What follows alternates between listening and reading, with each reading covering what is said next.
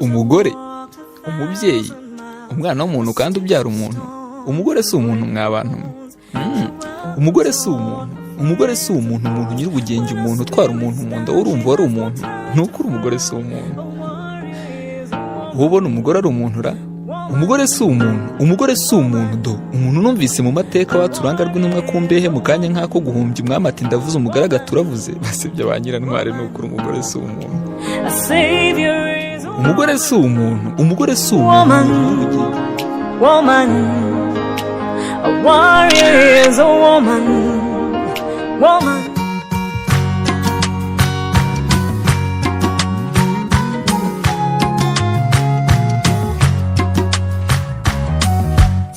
Mare batemba uhamari wori naramuhonya hagorori kimero akebutsa ndehe nsendo y'icyo kibibi icyaha mu bibimbuye mu buhanga ikikamura ngiza mu gituza ikikamutembera.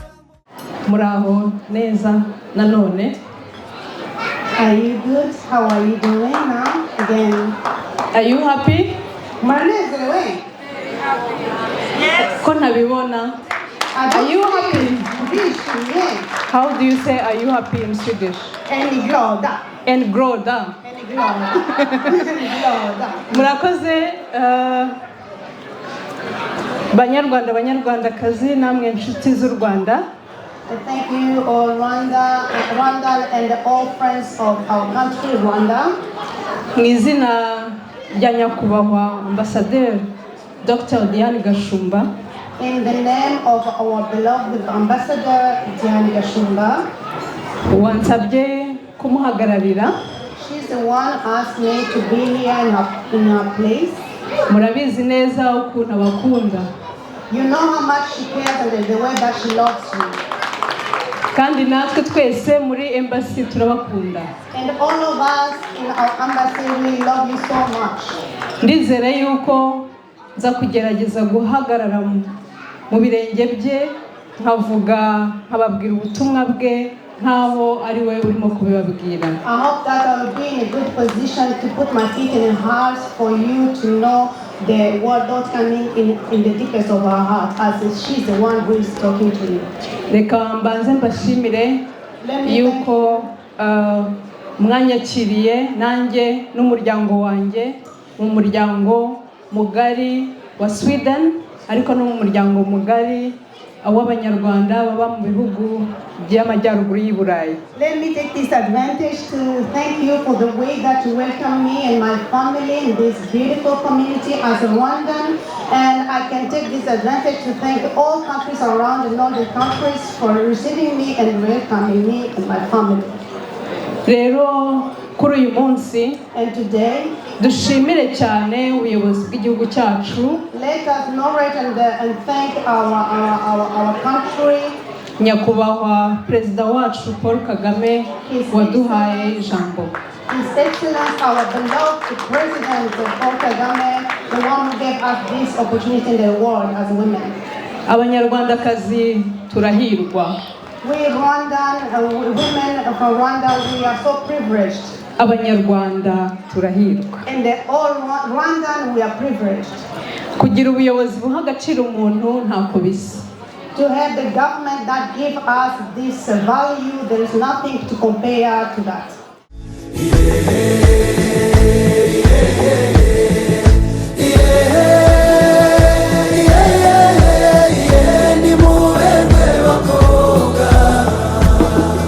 Nimuberwe bakobwa nimucheshe igitaramo ihe muhimbaza babarora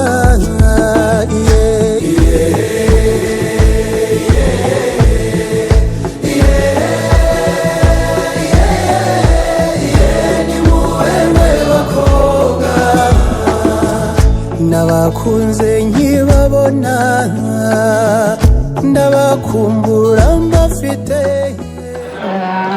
Gusa mfite umuntu w'ingenzi dushaka gushimira nk'abadamu ba Rwasi cyangwa se nk'ababyeyi b'ishuri bya Rwasi, turashaka gushimira cyane umwarimu twigishiriza abana witwa Grace Karasira mwamuhamagarira.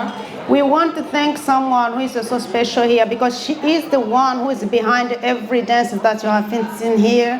And then she can come here for us to thank her for what she's doing. Grace.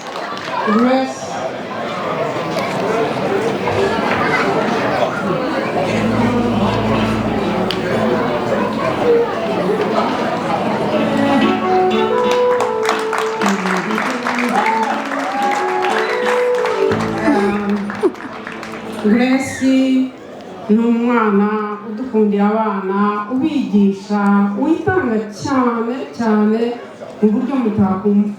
Grace, is a wonderful girl.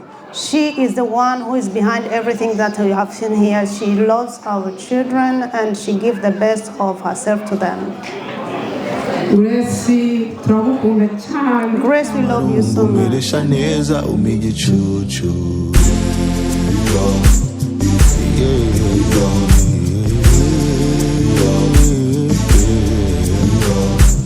You decided to be by my side. Akunza kubabaza, I swear to God.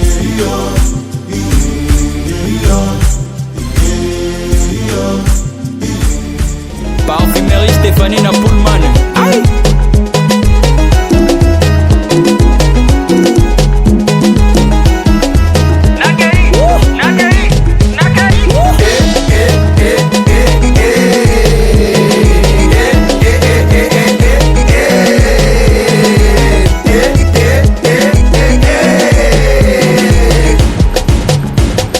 Boss, Eric Mandala, the one and only.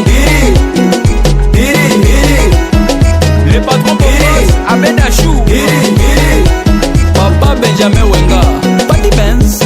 Aïe.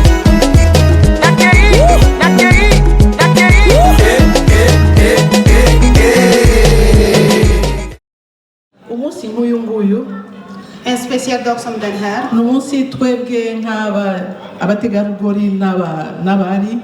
Det är en dag som vi som kvinnor som kvinnor. Ntabwo twaje kwishima gusa, Vi är inte här för att bara glädja oss eller jubla. ariko umunsi nk'uyu nguyu ni umunsi udufasha kureba aho twari turi, urugendo twakoze naho tugeze uyu munsi. Den dag är en speciell dag för att vi ska se var vi kommer ifrån och var någonstans vi är idag och vilken väg som vi har framåt till framtiden. Kandi tugakomeza kwibuka ko hari urundi rugendo rurerure turacyafite. Och vi ska komma påminna varandra att vi vandrar vidare. Ndashima ubuyobozi bwacu dufite mu gihugu cy'u Rwanda.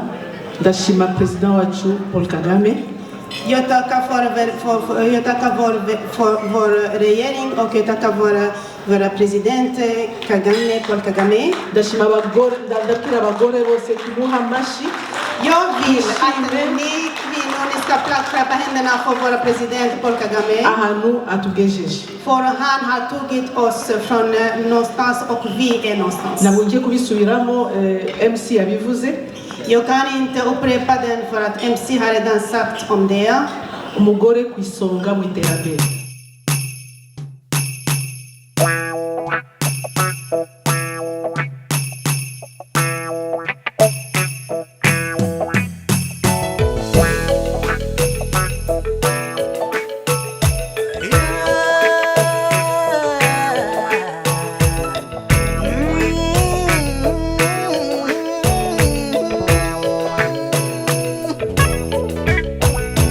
Naruguru, naruguru, naruguru.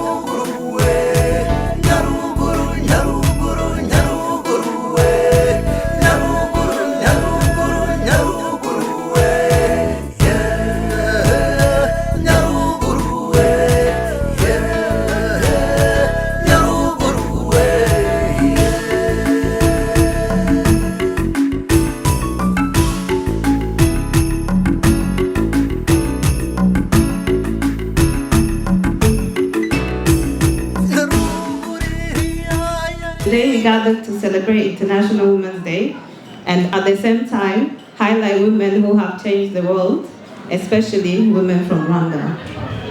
Rwanda women have played a crucial role in the country's history. After the difficult events of genocide against the Tutsi in 1994, many women took on leadership roles in families, communities, and politics to help rebuild the nation. Today, Rwanda is known around the world for having one of the highest percentages of women in parliament.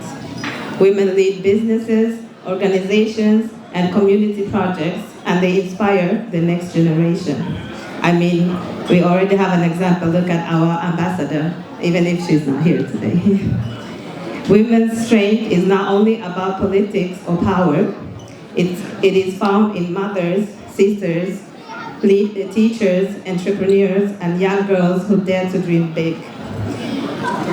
I mean, even just in this room, by looking around, it's full of those women. So today we celebrate women's courage, leadership, and solidarity, both in Rwanda and around the world. Let us continue to inspire one another and build a future where every girl knows that her voice matters.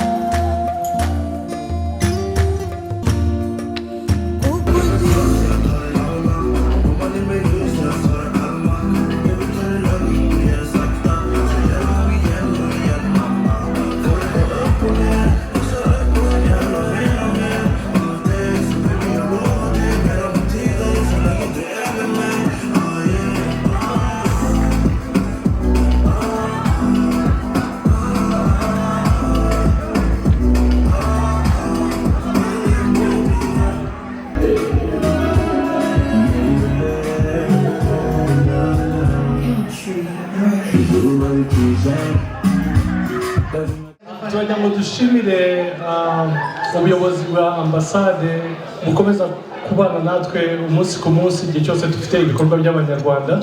Vi ska tacka vår ledare ambassad som är alltid med oss för att stödja oss när vi har speciell tid, speciell anledning för varför vi ska samlas som Rwanda. Nanone nshimire ubuyobozi bwa zone 5 bwatwakiriye. Jag tackar så mycket för zone 5 som tog emot oss här. Frank nakubwira ko bawa settings is so high since yuko zone izajya gutegura bizayorohera. Frank, det kommer bli svårt för andra att planera och göra finare för du har nått den toppnivå. Nanone nshimire buri munyarwanda wese n'inshuti z'u Rwanda mwashoboye kuza kugira ngo dufatanye kwizihiza umunsi w'umwari n'umutegarugori. Kanyobwe we naka kanyobwe abarungi yarira ibaka bigambiwe naka ibabije amayarira edore twenze agaryoshye ariko garanyobwaho nabeza gusa umutima utuje umutima ukeye uwo niwe dusangira kuri iyi ntanga iwacu ni Rwanda we naka u Rwanda rwa gihanga yiwe kanyobwe we naka kanyobwe abarungi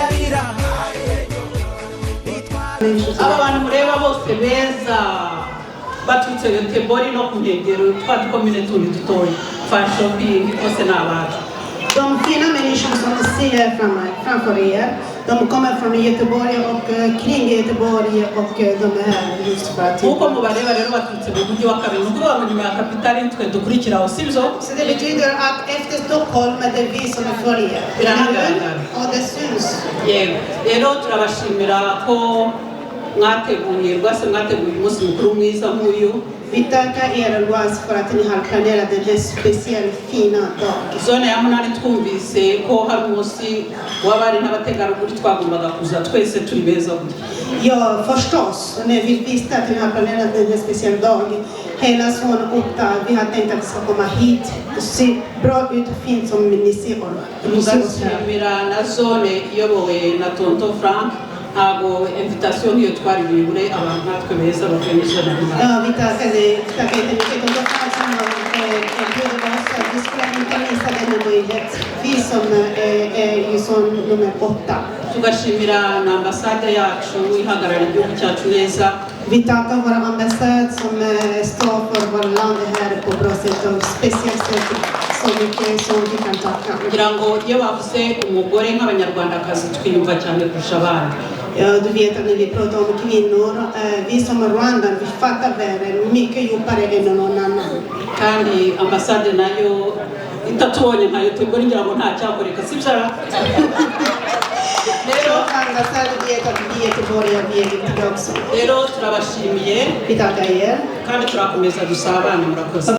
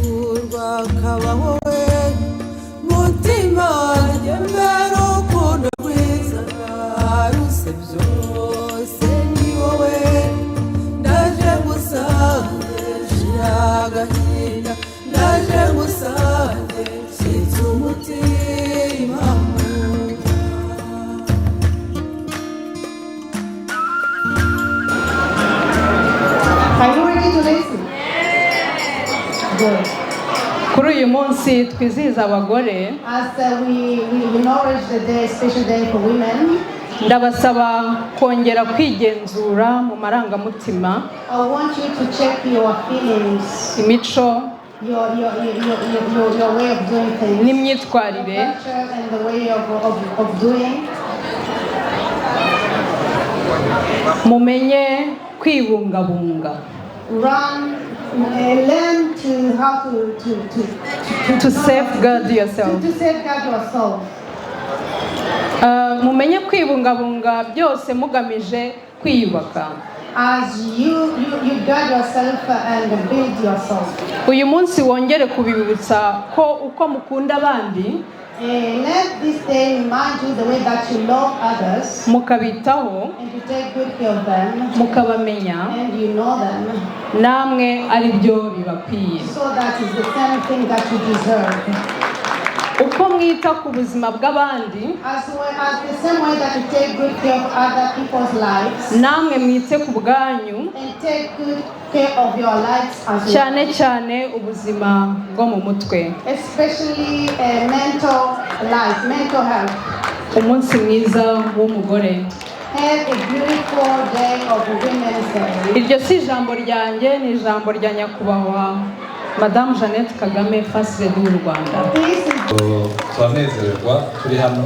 Vi är jätteglada att vara bland er. turashimira rwasi ko yateguye igikorwa cyiza cyane. Vi tackar jättemycket Rwasa som har planerat den här speciella dagen. mwatwakira ahantu heza isari nziza Vilket ryoshye finsal cyane. som vi har, det är utmärkt bra fint. turi gusetinga bare hejuru kuburyo abandi bazakira gahunda tugomba gufata ahenda cyangwa ameze nabi. Så vi vet inte om vi kommer vara på en nivå för att vi är så utmärkt.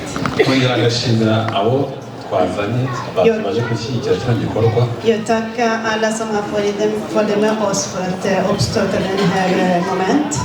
Birashimishije kubona abantu bangana gutya bitabiriye. Det är verkligen en glädje att se så många människor som har samlat sig, speciellt på den dagen.